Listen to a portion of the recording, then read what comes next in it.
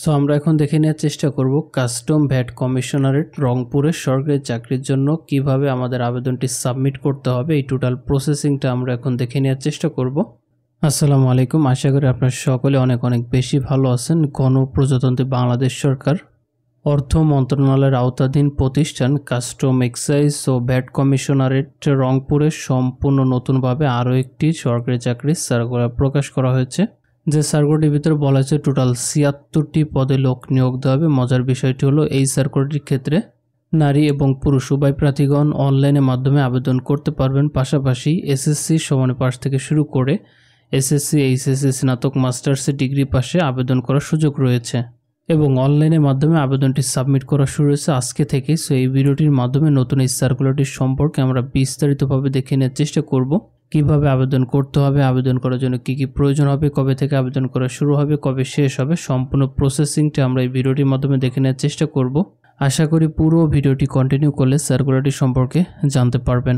পাশাপাশি নিয়মিত চাকরির সার্কুলার সংক্রান্ত তথ্য পেতে আমাদের ইউটিউব চ্যানেলটি সাবস্ক্রাইব করে পাশে থাকা বেল বাটনটি অল করে রাখুন, যাতে করে প্রতিনিয়ত আপডেট সকল চাকরির সার্কুলার পেয়ে যান সবার আগে। এবং অলরেডি যারা সাবস্ক্রাইব করেছেন তাদেরকে অসংখ্য ধন্যবাদ আমাদের সাথে থাকার জন্য। সো আপনাদের বোঝার সুবিধার্থে দেখতেই পারছেন আমি সার্কুলারটি ওপেন করে রেখেছি। সার্কুলারটির ভিতরে টোটাল 11টি পদ ক্যাটাগরি রয়েছে এবং ৭৬ জন লোককে নিয়োগ দেওয়া হবে। কোন কোন পদে কতজন লোককে নিয়োগ দেওয়া হবে আমরা এই বিষয়টি এখন দেখে নেওয়ার চেষ্টা করব। সর্বশেষ 11 নম্বর থেকে শুরু করব। যেমন সর্বশেষ 11 নম্বর রয়েছে অফিস সহায়ক, যেখানে 14 জন লোককে নিয়োগ দেওয়া হবে। 20তম গ্রেডে 20,010 টাকা পর্যন্ত বেতন প্রদান করা হবে।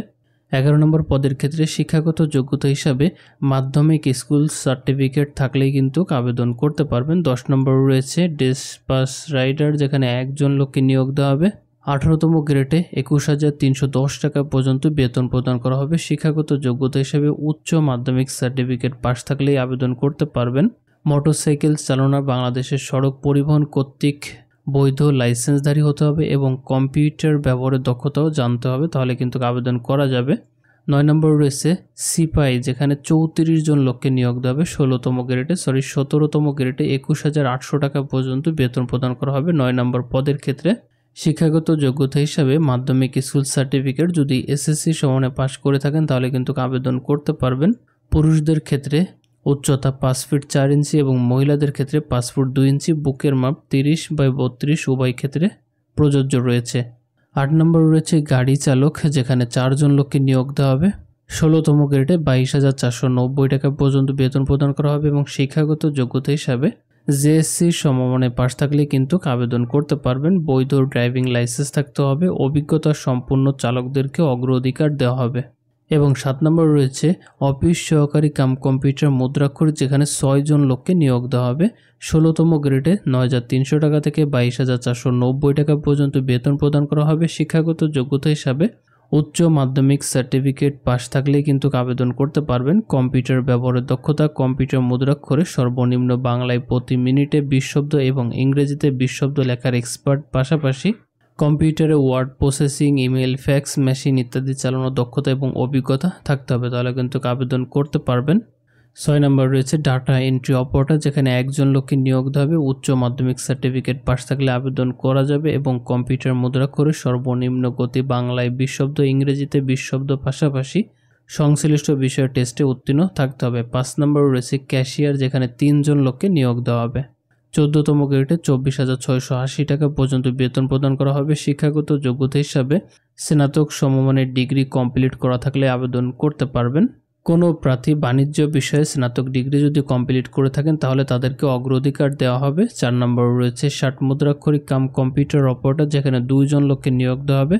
14তম গ্রেডে 24,680 টাকা পর্যন্ত বেতন প্রদান করা হবে। শিক্ষাগত যোগ্যতা হিসাবে স্নাতক সমমানের ডিগ্রি কমপ্লিট করা থাকলে আবেদন করতে পারবেন। কম্পিউটার ব্যবহারের দক্ষতা, ষাটলিপিতে বাংলায় 45 শব্দ, ইংরেজিতে 70 শব্দ, মুদ্রাক্ষরে বাংলায় 25 শব্দ, ইংরেজিতে 30 শব্দ লেখার এক্সপার্ট হতে হবে। 4 নম্বর পদের ক্ষেত্রে আবেদন করার জন্য 3 নম্বর রয়েছে উচ্চমান সহকারী, যেখানে 9 জন লোককে নিয়োগ দেওয়া হবে। 14তম গ্রেডে 24,680 টাকা পর্যন্ত বেতন প্রদান করা হবে। শিক্ষাগত যোগ্যতা হিসাবে কোনো স্বীকৃত বিশ্ববিদ্যালয় হইতে ন্যূনতম দ্বিতীয় শ্রেণী বা সমানের সিজিপিএতে স্নাতক ডিগ্রি কমপ্লিট করা থাকতে হবে। কম্পিউটার ব্যবহারের দক্ষতা, কম্পিউটার মুদ্রাক্ষরের সর্বনিম্ন গতি, বাংলায় প্রতি মিনিটে 25 শব্দ এবং ইংরেজিতে 30 শব্দ লেখার এক্সপার্ট হতে হবে, তাহলে কিন্তু 3 নম্বর পদের ক্ষেত্রে আবেদন করতে পারবেন।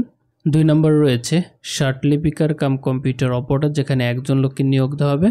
26,590 টাকা পর্যন্ত বেতন প্রদান করা হবে। স্নাতক সমানের ডিগ্রি কমপ্লিট করা থাকলে আবেদন করতে পারবেন। সর্বশেষ 1 নম্বর রয়েছে হিসাব রক্ষক 2, এখানেও মাত্র একটি পদে লোক নিয়োগ দেওয়া হবে, তবে 11তম গ্রেডে 30,230 টাকা পর্যন্ত বেতন প্রদান করা হবে। শিক্ষাগত যোগ্যতা হিসাবে বাণিজ্য বিভাগে স্নাতক ডিগ্রি কমপ্লিট করা থাকতে হবে। কম্পিউটার চালানোর দক্ষতা থাকলেই কিন্তু আবেদন করতে পারবেন। এই পদের ক্ষেত্রে বাংলাদেশের সকল জেলা থেকে কিন্তু আবেদন করার সুযোগ নেই, যেমন কুড়িগ্রাম, গাইবান্ধা, ঠাকুরগাঁও, দিনাজপুর, নীলফামারী, পঞ্চগড়, রংপুর, লালমনিরহাট জেলার স্থানীয় বাসিন্দাগণ আবেদন করতে পারবেন শুধুমাত্র এই সার্কুলারটির ক্ষেত্রে। আমি আবারও বলে দিচ্ছি, এই সার্কুলারটির ক্ষেত্রে এখানে যে কয়টি জেলার নাম উল্লেখ করা রয়েছে, এই জেলার ভিতরে স্থানীয় বাসিন্দা যারা রয়েছেন তারাই কিন্তু এই সার্কুলারটির ক্ষেত্রে আবেদন করতে পারবেন। সো আমরা এখন দেখে নেওয়ার চেষ্টা করব আবেদনকারী বয়সটি কিভাবে হিসাব করা হবে। যেমন এখানে উল্লেখ করা রয়েছে 1 মে 2025 তারিখ অনুযায়ী প্রার্থীর বয়স মিনিমাম 18 থেকে সর্বোচ্চ 32 বছর বয়সের ভিতর হতে হবে, তাহলে কিন্তু আবেদন করতে পারবেন। তবে উচ্চমান সহকারী 60 মুদ্রাক্ষরিক কাম কম্পিউটার অপারেটর, অফিস সহকারী কাম কম্পিউটার মুদ্রাক্ষরিক পদের ক্ষেত্রে বিভাগীয় প্রার্থীদের জন্য 40 বছর পর্যন্ত শিথিলযোগ্য। সো আমরা এখন দেখে নেওয়ার চেষ্টা করব কাস্টম ভ্যাট কমিশনারেট রংপুরের সরকারি চাকরির জন্য কিভাবে আমাদের আবেদনটি সাবমিট করতে হবে। এই টোটাল প্রসেসিংটা আমরা এখন দেখে নেওয়ার চেষ্টা করব। প্রথমত দেখতেই পাচ্ছেন আবেদনটি সাবমিট করার জন্য আমাদেরকে এই পেজটিতে আসতে হবে। এখানে আসার জন্য আপনি চলে যাবেন আমাদের ভিডিও ডিসক্রিপশন বক্সে, সেখানে লিঙ্ক দেওয়া রয়েছে, বা আপনি গুগলে টাইপ করতে পারেন rongpurvat.teletor.com.bd, এটা লিখে যদি সার্চ করেন তাহলে কিন্তু এই পেজটিতে আপনি চলে আসতে পারবেন। এখানে আসার পরে অ্যাপ্লিকেশনটির লাস্ট ডেট আমাদের সামনে ওপেন হয়ে যাবে 12 জুন 2025 তারিখ বিকাল 5টা পর্যন্ত আমরা আমাদের আবেদনটি অনলাইনের মাধ্যমে সাবমিট করতে পারবো। বুঝতেই পারছেন, আমি আবারও বলে দিচ্ছি, অনলাইনের মাধ্যমে আবেদনটি সাবমিট করার লাস্ট ডেট 12 জুন 2025 তারিখ বিকাল 5টা পর্যন্ত আমরা আমাদের আবেদনটি সাবমিট করতে পারবো। আবেদনটি সাবমিট করার জন্য application form click her to apply online এই বাটনটিতে ক্লিক করতে হবে। সার্কুলারটিতে টিকমার্ক দিয়ে নেক্সটে দিতে হবে। নেক্সটে দিলে আমাদের সার্কুলারের ভিতরে যতগুলো পদ দেখেছিলাম প্রত্যেকটি পদ আমাদের সামনে ওপেন হয়ে যাবে। সিম্পলি যে পদটিতে আমরা আবেদন করতে চাই পদের উপরে ক্লিক করে নেক্সটে দিলে আমাদের আবেদন ফর্মটি দেওয়া হবে। সো দেখতেই পারছেন আমাদের সামনে আবেদন ফর্মটি চলে আসছে। এই আবেদন ফর্মটি আমাদেরকে ফুলফিলভাবে নির্ভুলভাবে সার্টিফিকেটের সাথে মিল রেখে পূরণ করে তারপরে সাবমিট করে দিতে হবে, এবং আবেদনটি সাবমিট করার পরে আমরা যদি পেমেন্টটি কমপ্লিট করে দিই তাহলে সম্পূর্ণরূপে আবেদনটি সাবমিট করা হয়ে যাবে। সো আশা করি আপনি আপনার আবেদনটি এবং পেমেন্টটি খুব সহজে কমপ্লিট করতে পারবেন। আর যদি কোনো প্রবলেম হয় কমেন্ট করে জানাবেন, সমাধান করতে চেষ্টা করব। ভিডিওটা এখানে শেষ করছি, আবারও ফিরে আসবো নতুন কোনো চাকরির সার্কুলার নিয়ে। তত সময় ভালো থাকবেন, আল্লাহ হাফেজ।